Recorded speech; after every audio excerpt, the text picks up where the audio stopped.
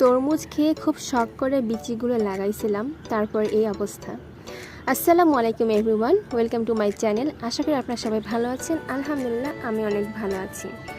তো অনেক দিন আগে তরমুজ খাওয়ার পরে আমি শখ করে একটু মানে দেখার জন্য যে তরমুজ গাছ হয় কিনা অনেক শখ করে লাগাইছিলাম। তো আলহামদুলিল্লাহ এখান থেকে এখন 3টা তরমুজ আমার বের হয়েছে ছোট। জানি না বড় হবে কিনা বা কত বড় হবে, যদিও কখনোই আগে এক্সপেরিমেন্ট করি নাই, এটাই ফার্স্ট টাইম। তো দেখতেছি যে না, 3টে তরমুজ হয়েছে, কিন্তু তরমুজটা একই তরমুজ থেকে বিচি দিয়েছিলাম, বাট একটা লম্বা হয়েছে আর বাকি 2টা গোল হয়েছে।